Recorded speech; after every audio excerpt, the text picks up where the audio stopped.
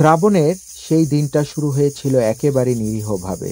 সকালবেলা পাখির কিচিরমিচির, নদীর ওপাশে জেলেদের জাল ফেলার শব্দ, আর রান্নাঘর থেকে ভেসে আসা কাঁচামরিচ পোড়ার গন্ধ সবকিছু মিলে এক সজীব ভোর। কিন্তু দুপুর গড়াতেই আকাশটা পাল্টাতে শুরু করলো। মেঘের ভাঁজে কেউ যেন গোপনে স্যাঁতস্যাঁতে শীতলতা ঢেলে দিচ্ছিল। আজ বর্ষা নামবে, দাদু বললেন দুপুরে ভাত খেতে খেতে। তার গলায় কেমন যেন এক টান, এক চেনা অস্বস্তি। আমি তখন এসব বুঝতাম না। শ্রাবণ মাস মানে আমার কাছে স্কুল ছুটি, বৃষ্টির ছায়া, আর গাছের নিচে দাঁড়িয়ে শালিকদের ভিজতে দেখা। বিকেলবেলা বই পড়তে পড়তে কখন যে আকাশটা ভেঙে পড়ল বুঝতেই পারিনি। ঝমঝম করে বৃষ্টি নামলো। আমার ছোট্ট ঘরটা কেমন যেন অন্ধকার হয়ে উঠল। আলো জ্বালাতে হলো, কিন্তু সবচেয়ে আশ্চর্যের বিষয় ছিল কুয়াশা। হ্যাঁ, শ্রাবণের এই গরম বৃষ্টির রাতে কিভাবে যেন কুয়াশা নামলো চারপাশে। শুধু ঘর না, গোটা উঠোন, তারপর ধানক্ষেত এবং পদ্মার পাড় সব যেন ধীরে ধীরে ঘিরে ফেললো সেই ঘন সাদা ধোঁয়ায়। আজ ঠিক ওই রাতটার মতোই, দাদু হঠাৎ বললেন। আমি বললাম, কোন রাত? তিনি চুপচাপ বারান্দার দিকে তাকালেন। আমি তখনও জানতাম না সেই রাতে আমি এমন কিছু শুনতে চলেছি যা আমার বাকি জীবনের চিন্তাধারাকে সম্পূর্ণরূপে পাল্টে দেবে। দাদু বলতে লাগলেন, আজ থেকে প্রায় ৩৫ বছর আগের কথা। তখন তোর দাদি বেঁচে ছিলেন, তোরা কেউ ছিলি না। আমি তখন মাছ ধরি, মাছ বিক্রি করি। পদ্মার ধারে আমাদের ছোট্ট একটা নৌকা ছিল, রূপসী। রূপসী নিয়ে আমি অনেক রাত নদীতে কাটিয়েছি। সেদিনও তেমনই এক সন্ধ্যায় আমি গিয়েছিলাম পদ্মার কোল ঘেঁষে মাছ ধরতে। ওই মোড়টা আমাদের গ্রামের অনেকটা পুরনো এক ভাঙা ঘাটের কাছে। লোকেরা ওটাকে বলে কুস্তির ঘাট। কেউ ওখানে যায় না রাতে, এমনকি জেলেরা পর্যন্ত না। বলে ওখানে নাকি পদ্মার নিচে গভীর গর্ত আছে, সেখানে গেলে, সেখানে জাল ফেললে জাল নাকি হারিয়ে যায়। কিন্তু আমি ছিলাম খুব সাহসী, গিয়েছিলাম একা, জাল ফেললাম, বসে পড়লাম নৌকায়। তখন সন্ধ্যা পেরিয়ে রাত, আকাশে চাঁদ উঠেছে কিন্তু দেখা যাচ্ছে না। মেঘ ডেকেছে, কিন্তু তখন দূরে কোথাও থেকে যেন বাঁশির আওয়াজ শুনতে পাচ্ছিলাম না।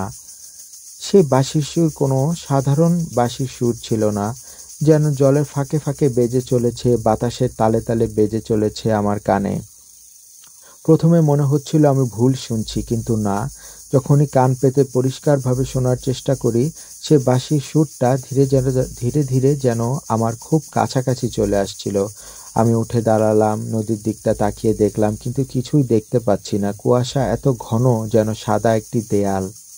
তারপর কিছু একটা দেখলাম, প্রথমে ছায়া, তারপর জলের উপর আস্তে আস্তে ভেসে উঠল বিশাল এক নৌকা। আমি থমকে গেলাম, মাথার চুল দাঁড়িয়ে গেল, কারণ এমন নৌকা আমি জীবনে আগে কখনো দেখিনি। যেন বিয়ের নৌকা, সাজানো, শোলা দিয়ে বানানো পট, কাঁসার ঘন্টা, আলো ঝলমলে চিলতে চিলতে, কাগজের ঘন্টা। কিন্তু কোথা থেকে আলো আসছে আমি জানি না, চারপাশ তো অন্ধকার। নৌকার মধ্যে দেখলাম বর বসে আছে, পাশে কিছু লোকজন, কেউ গান গাইছে, কেউ হাসছে। পাত্রী একটা পর্দার আড়ালে বসে আছে, কিন্তু তাদের মুখ, তাদের গলার আওয়াজ কিছুই নেই। তাদের ঠোঁট নড়ছে কিন্তু কোনো শব্দ বেরোচ্ছে না, যেন সিনেমা চলছে কিন্তু কেউ কোনো কথা বলছে না। আর তারা সবাই কেমন যেন অস্বাভাবিক ধীর গতিতে চলাফেরা করছে। জল ছিটাচ্ছে না, ঢেউ হচ্ছে না। আমি তখন টের পেলাম কিছু একটা অস্বাভাবিক কিছু। আমি দৌড়ে নৌকার মাঝখানে চিটাগুড়ির লণ্ঠনটা জ্বালালাম, তারপর সে আলোটা নিয়ে নদীর দিকে তাকালাম। ঠিক সেই সময় বর নামক লোকটা চোখ তুলে আমার দিকে তাকালো। আমার শরীর ঠান্ডা অবশ হয়ে গেল। তার চোখ ছিল কাচের মতো ফাঁকা, প্রাণহীন। চোখে আলো পড়ছে, তবু কোনো চেতনা নেই। আমি অনুভব করলাম সে আমাকে দেখছে না, কিন্তু যেন আমার ভেতরের কিছু একটা গিলে নিচ্ছে। আমি তখন লণ্ঠন ফেলে দিতে নিলাম, আর তখনই একটি কান্নার শব্দ, নারী কণ্ঠ নদীর নিচ থেকে যেন উঠছে। আর সে শব্দ শুনে বরযাত্রীদের সবাই একসঙ্গে মাথা ঘুরিয়ে তাকালো আমার দিকে। তখন তাদের মুখগুলো দেখতে পেলাম আমি স্পষ্ট। শুধু কুয়াশা নয়, বরং যেন সেই মুখগুলো পানির নিচে ছিল, চেহারা বিকৃত, চোখ নেই, কারো ঠোঁট নেই, গলার নিচে গহ্বর। আমি চিৎকার করলাম, কিন্তু গলা দিয়ে শব্দ বেরোল না। লণ্ঠন পড়ে গেল, আর তারপর সব কিছু ডুবে গেল। পুরো নৌকা, সে আলো, সেই মুখ। এক ঢেউ উঠল, তারপর পদ্মা আবার নিরীহ শান্ত নদী হয়ে গেল।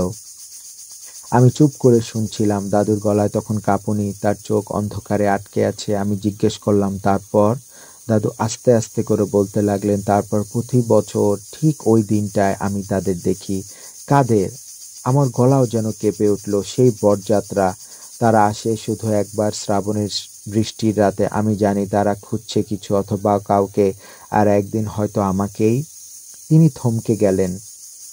বাইরে বৃষ্টি পড়ছে, কিন্তু আমি জানতাম এটা কোনো সাধারণ বৃষ্টি না। এই রাতে কিছু একটা পদ্মার জলে আবার জেগে উঠেছে। সেই রাতে আমি ঘুমোতে পারিনি ঠিক মতো।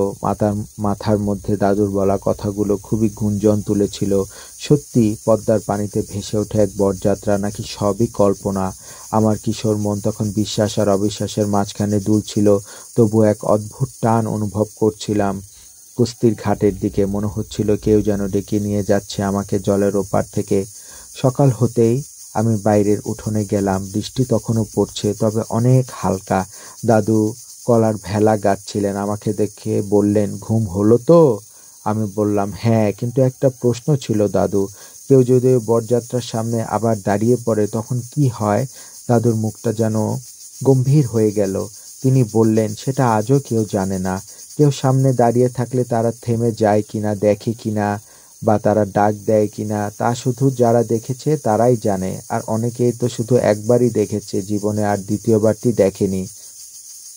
আমি গিলে ফেললাম কথা। সেই রাতের ঘটনার কথা কাউকে বলা হয়নি তখনও। দাদু ছাড়া আর কেউ বিশ্বাসও করতো না। দুপুরে আমি একাই হেঁটে গেলাম পদ্মার দিকে। গ্রামের অন্য পাড়ার দিক থেকে ঘুরে পৌঁছালাম কুস্তির ঘাটে।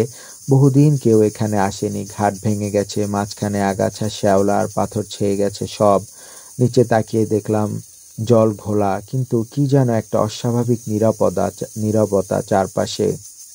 পদ্মার ঢেউ মানে এক একটা শব্দ, তরঙ্গ, বাতাসে জল ছোঁয়ার খেলা। কিন্তু এখানে সব যেন জমাট। পানির ওপর কুয়াশার এক রেখার মতো দাঁড়িয়ে আছে। আমি তখন ঘাটের পাথরের উপর গিয়ে বসলাম। হঠাৎ আমার চোখ গেল বাঁ দিকে। একটা পুরনো কাঠের খুঁটি দেখা যাচ্ছে, যা এক সময় নৌকা বাঁধার জন্য বসানো হয়েছিল। তার গায়ে ঘষা দাগ, যেন কেউ নখ দিয়ে টেনেছে। খুঁটির নিচে একটা পুরনো ফুলের মালা, শুকনো হয়ে গন্ধ উঠে গেছে। কিন্তু এখানে কে রেখে গেল ওই ফুলের মালা? এই ঘাটে তো কেউ আসে না। আমি উঠে দাঁড়ালাম। তখনই পেছন থেকে বাতাসে ভেসে এলো এক অদ্ভুত ছায়া, কিন্তু ঠিক অনুভব করলাম কেউ আমার পেছনেই দাঁড়িয়ে। আমি ধীরে ধীরে ঘুরলাম, কিন্তু কিছুই নেই। শুধু একটা শব্দ ভেসে এলো বাঁশির মতো, কিন্তু যেন কেঁপে উঠল ফিসফাস।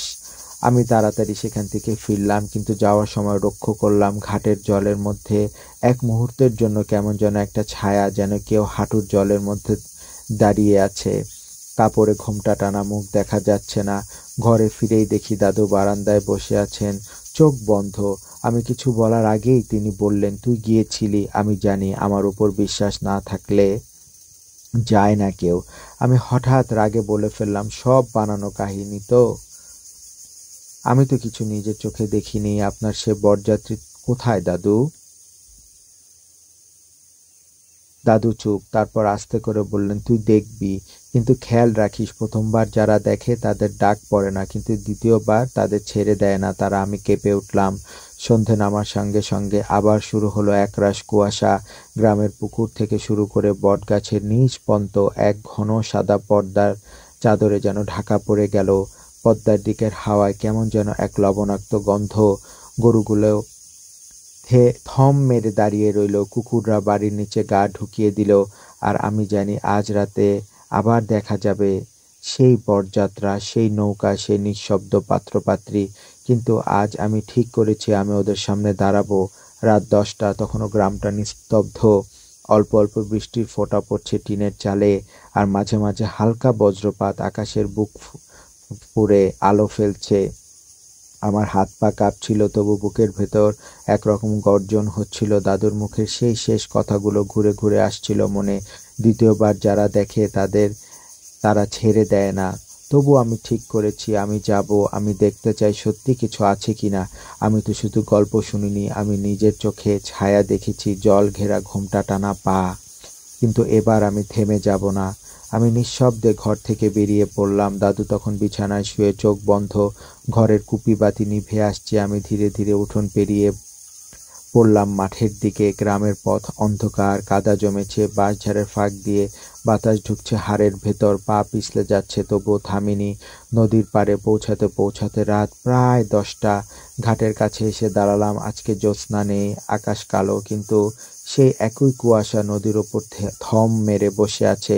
বাতাস নেই, গাছের পাতাও নড়ছে না। আমি তখন ধীরে ধীরে ঘাটের পাথরের উপর বসলাম, একদম চুপ করে, একদম নিঃশব্দে। তারপর ঠিক রাত 11টায় হঠাৎ করে নদীর দিক থেকে একটা আলো ভেসে এলো। তারপর বিশাল এক জোনাকির দলের মতো দেখতে ধীরে ধীরে একটা নৌকা এলো।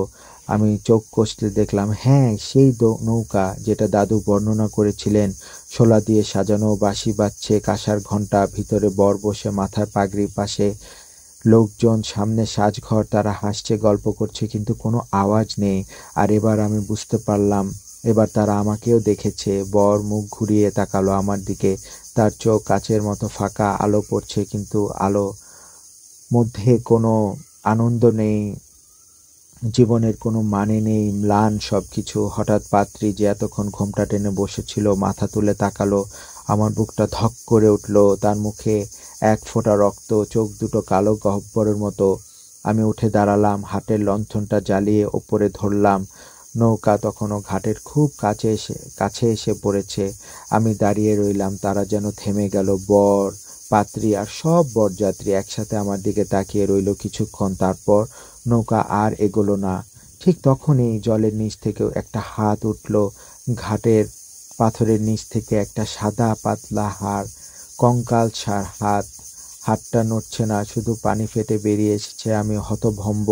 আর কয়েক মুহূর্তের মধ্যে 3টা হাত উঠে এলো ঘাটের বিভিন্ন জায়গা থেকে। তারা আমাকে টানছে না, কিছু করছে না, শুধু হাত উঠিয়ে আছে। আমি তখন ধীরে ধীরে পেছনে সরতে চাইলাম, কিন্তু বর, সে আবার হাঁটু গেড়ে বসলো। নৌকাটা দাঁড়িয়েই রইল, তাকিয়ে রইল সবাই আমার দিকে। তার বরের ঠোঁট হঠাৎ খুলল, কোনো শব্দ নেই, কিন্তু আমি বুঝতে পারলাম সে বলছে, এসো এসো, এই টাইপের কিছু। আমার মাথার পেছনে যেন বাজ পড়ল। আমি ছুটে পালালাম, ঘাট ছেড়ে মাঠ, তারপর বাগান হয়ে ঘরে ফিরে এলাম। তখনই দেখি দাদু দরজায় দাঁড়িয়ে। তিনি চুপচাপ বললেন, তুই দেখেছিস, তারা তো তোকে দেখে ফেলেছে। এবার থেকে প্রতি বছর তাকে তোরা ডাকবে। আমি শিউরে উঠলাম। তুমি জানলে কি করে দাদু? দাদু বললেন, আমি জানি, কারণ আমিও একদিন এভাবেই তোর মতো তাদের সামনে দাঁড়িয়েছিলাম সাহস করে। এরপরের দিনগুলো যেন কুয়াশার মধ্যে ঢেকে গেল। বাইরের সূর্য উঠছিল ঠিকই, পাখিরা ডাকছিল ঠিকই, গরু ছাগল মাঠে যাচ্ছিল, কিন্তু আমার মাথার মধ্যে শুধু একটাই ভাবনা, ওরা যে আমাকে দেখে ফেললো। ঘরে বসেও মনে হচ্ছিল কেউ জানালার ফাঁক দিয়ে তাকিয়ে আছে। কখনো বারান্দার বাঁশ ঝাড়ে শব্দ হতো, জানালার পর্দা কেঁপে উঠত হাওয়া ছাড়াই। আর মাঝে মাঝে ঠিক দুপুরবেলা আমি বাঁশির হালকা সুর শুনতে পেতাম, যেমনটা আমি নদীর পাড়ে শুনেছিলাম। দাদু আগের মতো চুপচাপ, তিনি অনেক কিছু বলতেন না, কিন্তু আমি জানতাম তিনি সব কিছু জানেন, সব কিছু বোঝেন। একদিন বিকেলবেলা আমি মাঠে যাচ্ছিলাম হেঁটে। গাঁয়ের ছেলেরা বলছিল কাল রাতে কেউ একজন নদীর ঘাটে কারা যেন আলো জ্বালাতে দেখেছে। কেউ কেউ বলছিল নাকি ভেলা বানিয়ে নেমেছিল কেউ, আবার কেউ বলছিল শয়তানের জিনিস। আমি চুপ, কেউ জানে না সে কে। আমি সন্ধ্যাবেলা দাদু ডেকে বললেন, আজ রাতে বাড়ির বাইরে যাবি না। আমি বললাম, কেন দাদু? তিনি শুধু বললেন, আজ নবম দিন। নবম দিন মানে? দাদু বললেন, ওরা প্রথম দেখার ঠিক 9 দিন পর আবার ফিরে আসে। যাকে ওরা পছন্দ করে তাকে যাচাই করতে আসে, আর আজ কিন্তু সেই নবম দিন। আমি কথা মনে হয় গিলে ফেললাম, ঘুমানোর ভাব ছিল না। রাত 10:30। আমি বারান্দায় দাঁড়িয়ে, চারপাশে আবার সেই ঘন কুয়াশা। আর এবার দাদুর অনুমান সত্য হলো। সেই অলৌকিক ঘটনা ঘটল। আমার ঘরের ঠিক মাঝখানে উঠোনের পাথরের মাঝে একজোড়া পা দেখা গেল। হ্যাঁ, শুধু পা, মাথা নেই, শরীর অদৃশ্য, শুধু পায়ের পাতার উপর পানির ফোঁটা পড়ছে একটানা। পা জোড়া ধীরে ধীরে উঠোনের মাঝ বরাবর এগোতে লাগলো। মাটি ভেজে উঠছে, কিন্তু পায়ের নিচে কাদার ছাপ পড়ছে না। আমি বারান্দার খুঁটির পেছনে দাঁড়িয়ে দেখছি, তারপর আরেক জোড়া পা, তারপর তৃতীয়।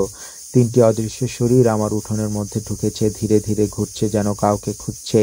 এবার আমি একটু পেছনে এলাম, কিন্তু পা তিনটি একসঙ্গে থেমে গেল। হঠাৎ আমার ঘরের দরজার নিচে খচখচ করে খুলে গেল। আমি হতবাক। কাঁধে ঠান্ডা হাওয়া যেন লাগলো। মনে হচ্ছিল আমার হাড় ভেঙে যাচ্ছে। আর তখন ঘরের ভেতর থেকে এক ধাতব গলার আওয়াজ, আমরা এসেছি, দেখা হবে তোমার সাথে, আবার দেখা হবে। সব অন্ধকার হয়ে গেল আমার চোখের সামনে। আমি আর কিছু মনে রাখিনি। পরদিন সকালে ঘুম ভাঙলো দাদুর ডাকে।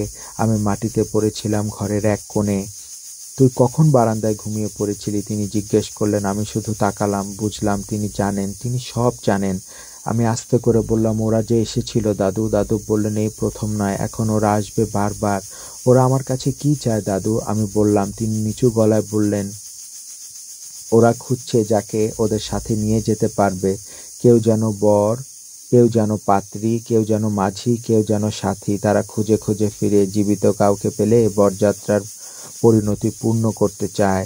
আমার কণ্ঠ শুকিয়ে গেল। দাদু বললেন, তুই এই ঘর ছেড়ে পালাতে পারবি না আর। আমি জানতাম তিনি ঠিকই বলেছেন। এই ঘর, এই গ্রামে, নদী এখন আমার নাও হতে পারে। ওরা আমাকে দেখে ফেলেছে। তারপর থেকে আমার দিনগুলো আর আগের মতো রইল না। দিনে আমি স্বাভাবিক থাকার চেষ্টা করতাম, গ্রামের পথে হাঁটতাম, দাদুর সাথে গল্প করতাম, বই পড়তাম। কিন্তু রাত নামলেই মনে হতো আমি একা নই। কেউ যেন আমার পাশে হাঁটছে নিঃশব্দে। ঘরের দেয়ালে, দরজার ফাঁকে, জানালার পর্দায় যেন একটা অদৃশ্য ছায়া ঢুকে পড়ছে প্রতিদিন। একদিন সকালে দাদু আমাকে একটা পুরনো বাক্স দিলেন। এটা আমার বাবার জিনিস। ও ওরও দেখা হয়েছিল একবার, তিনি বললেন। আমি বাক্স খুললাম। ভেতরে একটা লাল সুতোর মালা, একটি তামার ঘণ্টা আর এক টুকরো তাল পাতার পুঁথি, যার গায়ের লিপি আমি পড়তে পারি না। এটা রাখ, দাদু বললেন। যদি কখনো তোর কাছে চলে আসে, তখন এই ঘণ্টাটা বাজাবি। আমি বললাম, এতে কি কিছু হবে দাদু? দাদু দীর্ঘশ্বাস ফেলে বললেন, ওদের ঠেকানো যায় না, শুধু দেরি করানো যায়। সেই রাতে আমার ঘুম ভেঙে গেল এক গন্ধে। গন্ধটা যেন পুরনো পানির সাথে শ্যাওলার গন্ধ আর হালকা ফুলের গন্ধ। ঘরের ভেতরেই যেন জল জমে আছে। আমি উঠে বসলাম। আমার দরজার সামনে জমে আছে জল। হ্যাঁ, আমার ঘরের ভেতর জল ঢুকে পড়ছে, পদ্মার জল। আমি চট করে জানালা খুলে বাইরে তাকালাম। উঠোনে জল নেই, কুয়াশা নেই, সব ঠিকঠাক। তবে ঘরের ভেতর দাঁড়িয়ে আছে কেউ, অন্ধকারে সে মুখ ঢেকে আছে। কিন্তু আমার মনে হচ্ছে কেউ একজন দাঁড়িয়ে আছে। মুখটি অস্পষ্ট, কিন্তু মাথায় পাগড়ি, আর তার সাথে এটাকে একটি ঘোমটা আর বেনারসি শাড়ির মতো কাপড়। হ্যাঁ, এ যেন বর আর পাত্রী। তারা দুজনেই দাঁড়িয়ে আছে আমার বিছানার পাশে। আমি পেছন দিকে সরিয়ে আসতে গেলেই আমি পড়ে গেলাম। তারপর সে পাত্রী ঘুরে দাঁড়ালো, চোখ নেই, ফাঁকা গর্ত। আর তখন তার মুখের ফাঁক দিয়ে এক অদ্ভুত ভাষায় গলা ভেসে এলো, তুমি আমার সঙ্গে যাবে আজ রাতে, কনে এসেছেন, আর তুমি হবে আমার বর। আমার বুক ধড়ফড় করতে লাগলো। তখনই আমি দাদুর দেওয়া তামার ঘণ্টাটা বের করলাম। কাপা হাতে সেটা বাজানোর চেষ্টা করলাম। একটু টুংটাং শব্দ হলো, আর তারপর ঘরের চারদিক আলো ফুটতে শুরু করলো, যেন বাজ পড়লো মাথার উপর। বর আর পাত্রী ধীরে ধীরে মিলিয়ে গেল কুয়াশায়, সেই জলের ছায়ায়। আর আমি কাঁপতে কাঁপতে মেঝেতে বসে পড়লাম। পরদিন সকালে দাদু আমাকে বললেন, তারা তোকে বর বানাতে চায়। কিন্তু আমি কেন? আমি কাঁপা গলায় জিজ্ঞেস করলাম। তোর জন্ম হয়েছে যে শ্রাবণের রাতে। তোকে তারা দেখেছে নদীর পাড়ে দাঁড়িয়ে। ওরা ভাবে তুই শেষ বর, যাকে নিয়ে গেলে তাদের এই যাত্রা সম্পূর্ণ হবে। আমি হতবাক। তাদের যাত্রা অসম্পূর্ণ কেন দাদু? দাদু চোখ বন্ধ করে বললেন, কারণ তারা কেউই যে জীবিত নয়। সেই রাতে আমি জানালায় তাকিয়ে দেখলাম নদীর ওপাশে আলো জ্বলছে। না, বিদ্যুৎ নয়, ওগুলো ছিল ঘোলা সাদা আলো, যা কুয়াশা ভেদ করে জ্বলে থাকে। আর তাদের মধ্যে দিয়ে হেঁটে যাচ্ছে মানুষ, অনেক অনেক মুখ, বিয়ের সানাই, ফুলের মালা। তারা নদী পেরিয়ে আসছে আমাকে নিতে। সেই রাতে আমি ঘুমাইনি। আমি জানতাম ওরা আসছে। আমি জানালার পাশে দাঁড়িয়েছিলাম, হাতে সেই তামার ঘণ্টা, বুকের মধ্যে দাদুর দেয়া লাল সুতোর মালা। ঘরে আলো নেই, শুধু কুপি বাতির নিচে নিভু নিভু আলো। হঠাৎ চারপাশে বাতাসের গতি যেন থেমে গেল, যেন গোটা গ্রামের নিঃশ্বাস আটকে গেছে। তারপর ঠিক রাত 12টায় আমার জানালার কাছে একটা অদ্ভুত শব্দ, টুকটাক শব্দ, যেন জলের ফোঁটা। না, এটা জলের ফোঁটা নয়, এটা পায়ের শব্দ। আমি জানালার কাছে চোখ রাখতে যা দেখলাম তার জন্য কোনো প্রস্তুতি ছিল না। পদ্মার ওপারে সে কালো মোড় ঘাট থেকে একটি বিশাল নৌকা এবার নদী পেরিয়ে আসছে।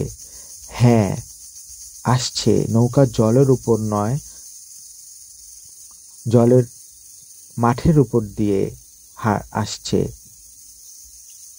আর তার মাথার ওপর কেমন যেন একটা মেঘের মতো ঢেউ। নৌকায় আলো নেই, শোলা নেই, কাঁসার ঘণ্টা নেই। এবার নৌকাটা ছিল একদম গাঢ় কাঠের রঙের, আর ভেতরে কেউই বসা নেই। আমি খেয়াল করলাম সেই বর আর পাত্রী নদীর কিনারায় দাঁড়িয়ে আমার দিকে তাকিয়ে আছে, আর এবার তাদের পাশে কেউই নেই। ছোট ছোট ছেলে মেয়ে, বয়স্ক এক পাদ্রীর মতো কেউ, আর একজন মাঝি, যার চোখ নেই, মুখ কাটা, হাতে দাঁড়। তারা একসাথে আমার দিকে তাকিয়ে বলল, তোমার সময় হয়েছে, তুমি তৈরি হও। আমি পেছনে ফিরেই দাদুর ঘরের দরজায় ধাক্কা মারলাম। দাদু দরজা খুলতেই আমি চিৎকার করে বললাম, দাদু, ওরা আমাকে নিয়ে যাবে, আমাকে বাঁচাও। দাদু কাঁপা কণ্ঠে বললেন, তুই আর পালাতে পারবি না। তখন যেন পুরো ঘরটা কেঁপে উঠল। জানালার বাইরে আবার সেই ঘোলা আলো। এবার ঘরের ছায়াগুলো যেন আলাদাভাবে নড়তে শুরু করলো। তারা আমার দিকে এগিয়ে গেল, আমার ছায়ার ওপর পা ফেলল। হঠাৎ আমার চোখের সামনে সে পাত্রী, সে এবার অনেক কাছে, এত কাছে যে তার নিঃশ্বাসের গন্ধ আমি টের পাচ্ছি। সরাসরি কাঁচা জল, সাদা ফুল আর মৃত মানুষের শরীরের হিমেল বাতাস। সে ধীরে ধীরে বলল, তুমি আমার বর, আমি তোমার পাত্রী, আমার সাথে চলো। আমি দাদুর হাত শক্ত করে ধরলাম। তিনি আমাকে একটি পুঁথি দিয়ে বললেন, এটা শুধু গুনগুন করে পড়বি, তাকাস না, শুনিস না, শুধু মন দিয়ে পড়ে যা। আমি গলায় সুর তুলে পড়া শুরু করলাম। যে ভাষায় পুঁথি লেখা সেটি আমার জানা ছিল না, কিন্তু অদ্ভুতভাবে উচ্চারণটা যেন আপনা আপনি মুখে চলে এলো। তখনই আমি অনুভব করলাম ছায়াগুলো পেছাতে শুরু করেছে। কিন্তু হঠাৎ সেই মাঝি দৌড়ে এসে ঘরের দরজায় কিছু একটা ছুঁড়ে মারল। এক ঝলক শীতলতা ঢুকে পড়ল ঘরের ভেতর। আমার কণ্ঠ আটকে গেল। দাদু হঠাৎ করে নিঃশ্বাস বন্ধ করে মাটিতে পড়ে গেলেন। দাদু, আমি চিৎকার করে উঠলাম। আর তখন তারা ঢুকলো, বর, পাত্রী, মাঝি আর অজস্র ছায়া। তারা আমাকে বলল, তোমার সময় শেষ, এখন আর পেছাতে পারবে না, এবার বরযাত্রা পূর্ণ হবে। ঘরের মধ্যে যেন স্বয়ং পদ্মার স্রোত ঢুকে পড়েছে। দেয়াল ভেজা হয়ে যাচ্ছে, বাতাস ভারী, আর সে ছায়ারা ঘরের প্রতিটি কোণ দখল করে নিচ্ছে। দাদু মাটিতে পড়ে আছে নিঃসাড় হয়ে। আমি দাদুর মুখে জল ছিটিয়ে জ্ঞান ফিরে আনার চেষ্টা করলাম, কিন্তু কোনো প্রতিক্রিয়া নেই। তার গলা কেঁপে উঠল, পুঁথি, চালিয়ে যা। আমি তৎক্ষণাৎ আবার সে তালপাতার পুঁথি হাতে নিলাম, পড়তে লাগলাম সে অজানা ভাষার মন্ত্র। এবার কিছুই কাজ করলো না। পাত্রী আমার সামনে দাঁড়িয়ে মুখ খুলে বলল, তোমার জন্যই আমরা অপেক্ষা করছিলাম, তুমি শুধু আমাদের শেষ ব্যক্তি, তুমি শেষ বর, শুধু তুমি বাকি। আমি বললাম, কেন কেন আমি? সে বলল, কারণ তুমি আমাদের দেখে ফেলেছ এবং আমরা তোমাকে বেছে নিয়েছি। আমি চিৎকার করলাম, কিছুই হলো না। তুমি ঘাটে গিয়েছিলে, সামনে দাঁড়িয়েছিলে, লণ্ঠন দেখেছিলে আমাদেরকে জাগিয়ে তুলেছিলে। এখন আর তুমি ফিরে যেতে পারবে না। তারপর বর এগিয়ে এলো। তার চোখ দুটো এবার লাল টকটকে হয়ে উঠেছে। সে আমার কাঁধে হাত রাখলো। বরফ ঠান্ডা এক ছোঁয়া আমার পুরো শরীর যেন অচল করে দিল। আমি দাদুর দিকে তাকিয়ে বললাম, দাদু, আমাকে বাঁচান, আমাকে রক্ষা করেন। আর তখনই দাদু উঠে দাঁড়ালেন, হাঁটু কাঁপছে, চোখ অর্ধেক বন্ধ, তবু দাঁড়িয়ে বললেন, ওকে নিতে হলে আমাকেও নিতে হবে, কারণ আমি ছিলাম ওর আগে, আমি প্রথম দেখেছিলাম। আমার যাত্রা অসম্পূর্ণ ছিল, ওর নয়। পাত্রপাত্রী থেমে গেল। বর বলল, তুমি পিছু হটেছিলে, যাত্রা ভেঙেছিলে, তাই এখন সে নির্বাচিত। দাদু ধীরে ধীরে বললেন, আমি ফিরে এসেছিলাম কারণ আমার সন্তান, সে কেবলমাত্র জন্মেছিল। আমি জানতাম আমি গেলে আমার বংশ আর রক্ষা হবে না। এখন যদি ওকে নেই তাহলে যাত্রা পূর্ণ হবে না। আমি যদি ফিরে আসি, এবার আমাকে তোমরা নিতে পারো। পাত্রী বলল, তুমি ভুল করেছিলে, কিন্তু প্রতিশ্রুতি ছিল, আমরা ভুলিনি। আমি তখন দুই হাত জড়ো করলে বললাম, আমি কিছু করিনি, আমি শুধু কৌতূহলবশত গিয়েছিলাম। তারা আমার দিকে তাকালো। পাত্রী কিছুক্ষণ চুপ করে থাকলো, তারপর বলল, তাহলে এসো আমাদের সঙ্গে, তুমি আমাদের ইতিহাস জানবে, তারপর নিজের সিদ্ধান্ত নিজেই নেবে। আমরা কোনো জোর করব না। শুধু দেখবে আমাদেরকে, কাঁধে নিয়ে চলে গিয়েছি আমরা, কাঁধে রেখে দিয়েছি। আমার বুকের ভেতর কিছু একটা আটকে গেল। দাদু কাপা গলায় বললেন, যাস না, গেলে আর ফেরার রাস্তা খোলা থাকবে না, ওদের বিশ্বাস করিস না। কিন্তু আমার পা যেন নিজের থেকে চলতে শুরু করলো, আর আমি দেখলাম সেই ছায়ারা ঘরের দেয়াল গলে নদীর দিকে এগিয়ে যাচ্ছে, আর তাদের মাঝে আমি হেঁটে চলছি সেই বরযাত্রার সঙ্গে। নদীর কুয়াশায় ঘাটে পৌঁছে দেখি সে কাঠের নৌকা, সে ছায়ামণ্ডলী, আর সেই মাঝি দাঁড়িয়ে আছে আমার জন্য। আমি উঠলাম, বর পাত্রী আর আমি একসঙ্গে, আর নৌকা নদীর দিকে এগিয়ে চলল যেন স্রোতের উল্টো দিকে, আর চারপাশের নিস্তব্ধতা। তবে নদীর গভীরে যেন কিছু একটা আমাদের দিকে তাকিয়ে আছে, অপেক্ষা করছে। নৌকা ভেসে চলছে এক নিঃশব্দ নদীপথে, অথচ আশেপাশে কোনো ঢেউ নেই, কোনো স্রোত নেই। জল যেন এক নিঃশ্বাসে জমে আছে, আর চারপাশে এক অদ্ভুত কুয়াশা, যেন সাদা এক চাদর। আমি বসে আছি বর ও পাত্রীর মাঝখানে, কেউ কোনো কথা বলছে না। বরের মুখ ঠান্ডা, চোখে আলো নেই। পাত্রীর মুখ আড়ালে, কেবল মাঝে মাঝে ঠোঁট নাড়ে, যেন কিছু বলতে চাচ্ছে, কিন্তু কোনো শব্দ নেই। আমি হঠাৎ মাঝির দিকে তাকালাম, সে চুপ করে দাঁড়ানো, দাঁড় হাতে। আমি জিজ্ঞেস করলাম, আমাকে কোথায় নিয়ে যাচ্ছ? মাঝি একবার ঘাড় নাড়ল, এরপর বলল, ভেতরে। ভেতরে নিয়ে যাচ্ছি? ভেতরে মানে? আমি জিজ্ঞেস করলাম, কি? সে বলল, আমি বললাম, আমাকে কেনই বা নিয়ে যাচ্ছ? আমি একটি ঘোরের মধ্যে পড়ে গিয়েছিলাম, আমার কথা আটকে আটকে যাচ্ছিল, আমার মাথা যেন কাজ করছিল না। সে বলল, যেখানে বরযাত্রা আটকে যাচ্ছে, যেখানে সময় থেমে গেছে, যেখানে বাকি যাত্রীরা তোমার জন্য অপেক্ষা করছে, সেখানে তোমাকে আমরা নিয়ে যাব। কিছুক্ষণ পর নদীর মাঝখানে এক অদ্ভুত দৃশ্য ভেসে উঠল। জলের নিচ থেকে একটা আস্ত ঘাট, ঘর, গাছপালা, একটি ছোট মন্দিরও আছে, সব জলের নিচে। আর সেই নিচে মানুষজন হেঁটে বেড়াচ্ছে, কিন্তু তারা মানুষের মতো নয়। একজন বর, একজন পাত্রী আর অজস্র বরযাত্রী। কেউ মশাল ধরে আছে, কেউ শঙ্খ বাজানোর ভঙ্গিতে দাঁড়িয়ে, কেউ ফুল ছড়াচ্ছে, কিন্তু সব কিছু এক জলের স্তরে স্থির, কোনো গতি নেই। মাঝি বলল, এটাই ওদের ইতিহাস, এরা একসময় সবাই বেঁচে ছিল। বরযাত্রা গিয়েছিল নদী পেরিয়ে পাত্রী আনতে, কিন্তু মাঝখানে ঝড় ওঠে, এরপর কেউ আর ফিরে আসেনি। আর তারপর? আমি কাপা গলায় বললাম, তারপর সেই যাত্রা অসম্পূর্ণ রয়ে যায়। বর যায়নি, বিয়ে হয়নি, গান থেমে গেছে, আলোর ছায়া আটকে আছে, আর সেই রাত আজও শেষ হয়নি। আমি অবাক হয়ে দেখছিলাম, একসময় সেই নিচের ছায়াগুলোর মধ্যে কয়েকটি চেনা মুখ। আমি চমকে উঠলাম, ওরা ওরা তো আমাদের গ্রামের মানুষ। মাঝি বলল, হ্যাঁ, যারা ওদের ডাক শুনেছে, ওদের ডাকে সাড়া দিয়েছে, তারা এখানে আটকে গেছে, আমাদের সঙ্গী হয়ে, আমাদের যাত্রার অতিথি হয়ে। আমি আর কথা বলতে পারলাম না, আমার নিঃশ্বাস যেন বন্ধ হয়ে আসছিল। আর তখনই পাত্রী আমার দিকে মুখ ঘুরিয়ে বলল, তুমিও একদিন ডাক দিয়েছিলে, আর আজ সে ডাক আমরা ফিরিয়ে দিতে পারিনি। আমি চোখ বন্ধ করলাম, আর খুলে দেখি নৌকা এখন আরো অন্ধকার গুহার মতো নদীর ভিতরে ঢুকছে। চারপাশে জল, ওপরে জল, নিচে জল, কিন্তু মাঝখানে বাতাসের মতো এক পথ, আর সেই পথের শেষ মাথায় এক বিশাল বেদি, যেখানে বসে আছেন একজন। সে কাউকে ছাড়ে না। আমি বুঝতে পারলাম আমি যাচ্ছি কোথাও, সেখান থেকে ফেরার রাস্তা নেই। নৌকা থেমে গেল। চারপাশে অন্ধকার এত ঘন যে হাতের সামনে কিছুই দেখা যাচ্ছিল না। শুধু মাঝখানে এক চিলতে জায়গায় নেমে এলো এক অদ্ভুত রঙের আলো, না চাঁদের, না মশালের, একটা নীলচে শীতল আলো। আর সেই আলোয় আমি দেখতে পেলাম আমি দাঁড়িয়ে আছি এক বিশাল মণ্ডপের সামনে।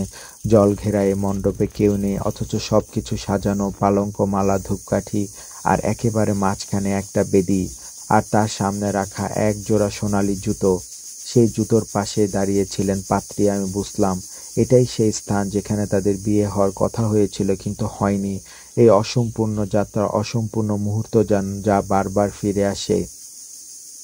আর আজ সেই শূন্য জায়গায় আমাকে দাঁড়াতে হবে। পাত্রী ধীরে ধীরে আমার দিকে হাত বাড়িয়ে বলল, এই বেদির সামনে কেউ কখনো দাঁড়ায়নি, তুমি প্রথম, তুমিই শেষ। এই যাত্রা শেষ হলে আমরা সবাই মুক্ত হব। আমি বললাম, তুমি কি বেঁচে ছিলে এক সময়? সে বলল, হ্যাঁ, আমি ছিলাম এই বিয়ের পাত্রী, আর আমার বয়স ছিল তখন 16। আমি অপেক্ষা করেছি বহু বছর, এক ঝড়ে আমি ভেসে যাই আজ, কিন্তু সেই রাত আজও শেষ হয়নি। আমার জীবনটা অপরিপূর্ণই রয়ে গেল। আমি নিঃশব্দে দাঁড়িয়ে রইলাম, আমার শরীর ভারী হয়ে আসছে। এবার আমার চোখে মুখে যেন এক ক্লান্তি, এক দীর্ঘশ্বাস। হঠাৎ সেই বর এসে আমাকে বলতে লাগলো, আমি ছিলাম তোমার দাদুর বড় ভাই, আমি সেই বর যে হারিয়ে গিয়েছি, কিন্তু আমি ফিরে আসিনি, আমার জায়গা কেউই নেয়নি, তুমি এলে, আমাদের যাত্রা এখন সম্পূর্ণ হবে। আমি তো হতবাক, তুমি আমার দাদুর ভাই? আমি জিজ্ঞেস করলাম। সে হেসে বলল, তোমার দাদু জানতো সব, তাই সে চাইতো না যে তুমি আসো, কিন্তু তুমি এসেছো মনের ভুলে, এখন পালানো সম্ভব নয়। তখন সেই বেদিতে একা দাঁড়ানো অবস্থায় আমি জানলাম, এই বিয়ে যদি সম্পূর্ণ হয় তাহলে শুধু এই বর আর পাত্রী মুক্তি পাবে না, সাথে অনেক আত্মাও নদী থেকে মুক্ত হবে যারা আটকে আছে অসম্পূর্ণতায়। কিন্তু এর মানে আমার আত্মা থাকবে তাদের মধ্যে, আমি জীবন্ত থেকে যাব এই অদৃশ্য বরযাত্রার সঙ্গে যুগ যুগ ধরে। আমি বললাম, আমি যদি রাজি না হই? পাত্রী আস্তে করে বলল, তবে আবার ফিরে যাবে, কিন্তু প্রতি বছর আমরা ফিরে আসব, আর প্রতিবার তোমাদের মধ্যে থেকে কাউকে না কাউকে আমরা নিয়ে যাব। আমি দাঁড়িয়ে রইলাম, কিন্তু সেই মুহূর্তে আমি শুনলাম একটা শব্দ, তামার ঘণ্টার ধ্বনি। দাদু, দাদু কোথায়? আমি পেছনে তাকালাম আর দেখলাম ঘুটঘুটে অন্ধকারের মধ্যে দাঁড়িয়ে আমার দাদু, হাতে সেই ঘণ্টা, গলায় সেই মালা আর চোখে একটু জল। তিনি বললেন, তুই শেষ না, তুই ওদের মতো হবি না, আমি এসেছি তোকে বাঁচাতে, তোকে ফেরাতে। পাত্রপাত্রী থেমে গেল, পুরো মণ্ডপটা যেন কেঁপে উঠল, আলো নিভে গেল, নৌকা যেন ভেঙে খান খান হয়ে গেল, আমি পড়ে গেলাম শূন্যের মাঝে। আর শুনতে পেলাম, তুমি ফিরে যেতে পারো, তবে ফিরে গেলে তোমার চিহ্ন থেকে যাবে আমাদের মাঝে, তুমি আমাদের হয়ে যাবে ধীরে ধীরে ধীরে ধীরে। সব কিছু মিলে গেল, আমি অজ্ঞান। চোখ খুলতে আমি দেখি আমি পড়ে আছি আমাদের ঘরের মাটিতে, জানালার কাঁচ ভাঙা, পুপি নিভে গেছে, বাইরের অল্প আলো, ভোরের আলো। আমি দ্রুত উঠে দাঁড়ালাম, মাথা ভার, চোখ ঝাপসা, কিন্তু বেঁচে আছি, হ্যাঁ ঠিকই বেঁচে আছি। দাদু কোথায়? আমি ছুটলাম পাশের ঘরে, তিনি সেখানে নেই। পেছনের উঠোনে গেলাম, সেখানে দাদু একটা পুরনো কাঠের বেঞ্চিতে বসে আছেন চুপচাপ। আমি হাঁপাতে হাঁপাতে বললাম, দাদু, আপনি তো আমাকে ফিরিয়ে আনলেন। তিনি একদম ধীরে বললেন, আমি শুধু ডাক দিয়েছিলাম, তোকে ফিরিয়ে এনেছে অন্য কিছু। কে? আমি খুবই অবাক হলাম, কে ফিরিয়ে এনেছে? দাদু বললেন, কারো চোখের জল, কারো অসমাপ্ত অপেক্ষা। আমি কিছু বুঝতে পারছিলাম না, আমার মাথা ঘুরতে লাগলো। পরের কয়েকদিন আমি চুপচাপ বসে রইলাম। গ্রামের লোকজন বলছে আমার চোখে নাকি অদ্ভুত এক পাল্টে যাওয়া ভাব এসেছে। কেউ জানে না আমি কোথায় গিয়েছিলাম, কেউ জানে না কি দেখেছি, শুধু দাদু জানেন। তিনি একদিন বললেন, তোর এখন একটা দায়িত্ব আছে। কি রকম? আমি জানতে চাইলাম। তিনি বললেন, ওরা তোকে ফেরত দিয়েছে কারণ তুই বেছে নিয়েছিস ফিরতে, কিন্তু তাদের অপেক্ষা এখনো শেষ হয়নি। কিন্তু তুই যে ওদের সাক্ষী হয়ে গেলি, এখনো পদ্মার জল ঘিরে তারা তোর অপেক্ষায় দাঁড়িয়ে আছে। সেই রাতে আমি একা হাঁটতে হাঁটতে বেরোলাম নদীর পাড়ে। কুয়াশা নেই, বৃষ্টি নেই, আকাশ পরিষ্কার, বাতাসে পাখির ডানার ঝাপটানোর শব্দ। ঘাটে দাঁড়িয়ে আমি নদীর দিকে তাকালাম, সবকিছু স্বাভাবিক, কিন্তু হঠাৎ পদ্মার ঢেউয়ে একটি মালা ভেসে এলো, সাদা বেলির মালা, ভেজা কিন্তু তাজা, গন্ধ বেরুচ্ছে। আর তখন পেছনে কুয়াশার মাঝে এক মুহূর্তের জন্য দেখা গেল পাত্রী, ঘোমটা টানা মুখ। আমি চোখ মিলেই তাকিয়ে রইলাম, তারপর সবকিছু মিলিয়ে গেল। আমি ফিরে এলাম, আমি আর কাউকে কিছু বলিনি, কিন্তু প্রতি বছর শ্রাবণের সেই রাতে আমি নদীর দিকে তাকিয়ে থাকি, কারণ আমি জানি তারা আসবে, সে আসবে। এবার হয়তো আমাকে নিতে নয়, হয়তো কাউকে খুঁজতে, হয়তো শুধু মনে করিয়ে দিতে যে অসম্পূর্ণ বরযাত্রার ছায়া এখনো জলে দাঁড়িয়ে আছে।